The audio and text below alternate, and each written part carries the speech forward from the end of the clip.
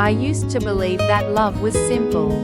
That when two people met and sparks flew, the story would write itself. Long walks, late night calls, flowers on anniversaries, maybe even a forever.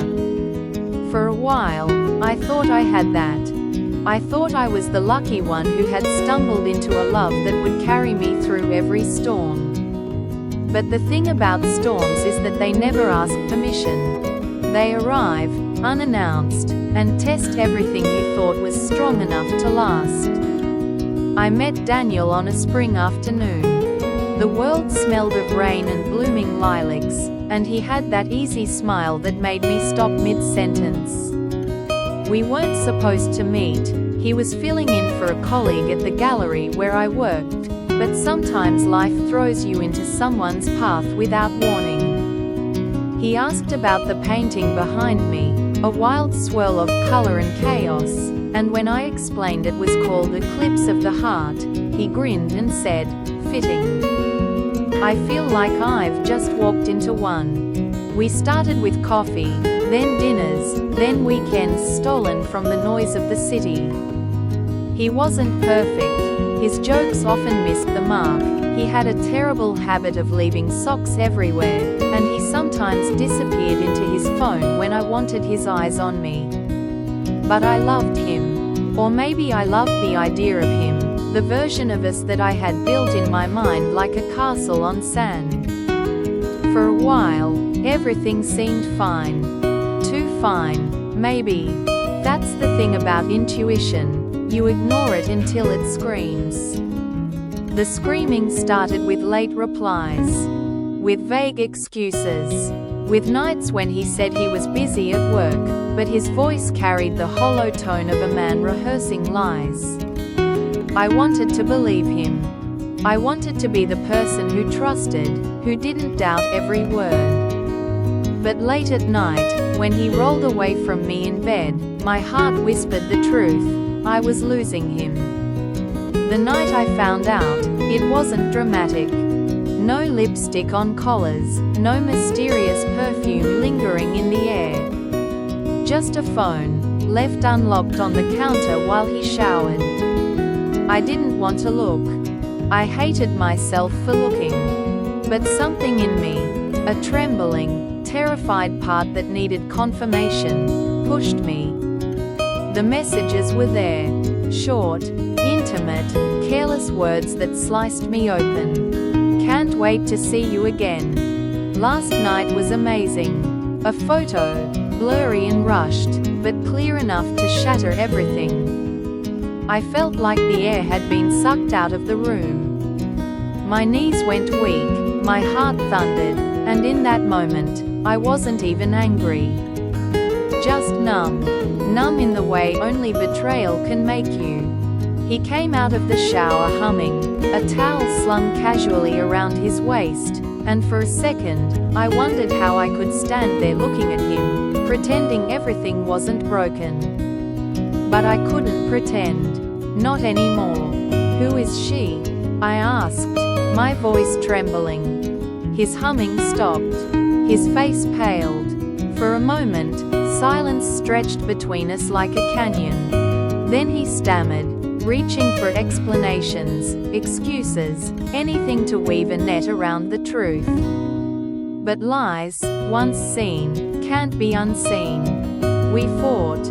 Words became weapons, each syllable another wound.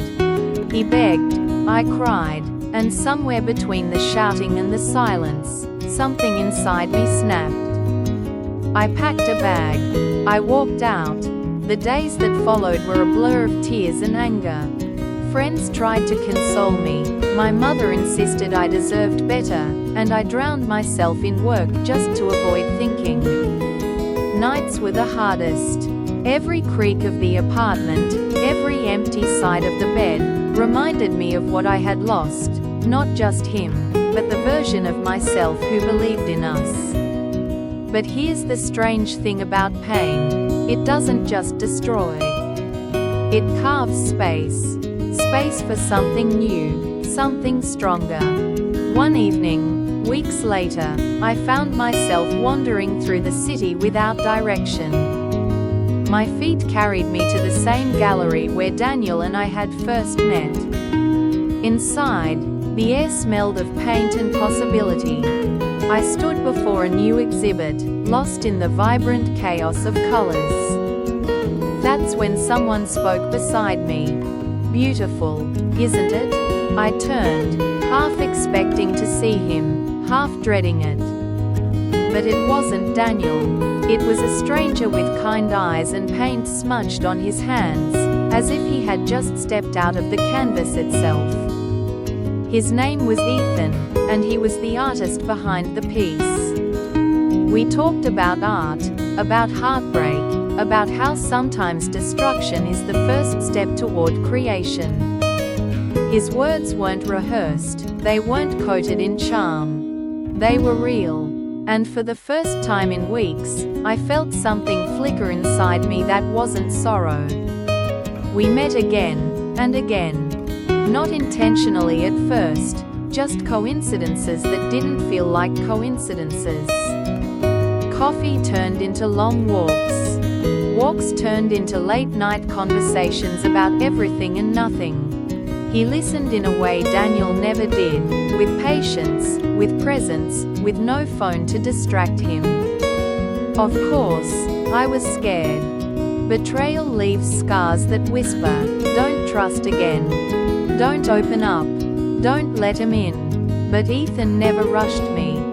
He let me heal at my own pace, building something with quiet consistency instead of grand gestures. Months passed. One night, as we sat on a rooftop watching the city lights flicker like stars, he reached for my hand. Not in a way that demanded, but in a way that offered. And I realized, with a rush of warmth, that my heart wasn't broken anymore. It had mended itself in the spaces where kindness had filled the cracks. Daniel tried to come back, of course. Betrayers often do. He called, he wrote, he stood at my door with apologies spilling from his lips. For a brief second, I saw the man I once loved. But then I remembered the silence of those nights, the lies, the emptiness. And I closed the door. Not with anger, not with hate, but with peace. Because by then, I had already chosen something better. Love isn't about perfection.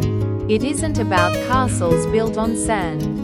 It's about showing up, about honesty, about holding someone's hand not just when the sun shines, but when the storm rages. Ethan wasn't my first love, but he was my true one. Looking back now, I don't regret the pain. Without it, I wouldn't have walked into that gallery on that fateful night. Without it, I wouldn't have found the man who looked at me not like a possession, but like a partner. Without it, I wouldn't have learned that sometimes, betrayal is just the universe clearing space for something real. So yes, my story began with love and fell into shadows of betrayal. But it ended in sunrise. And if there's one thing I know now, it's this: the heart, no matter how broken, was made to heal.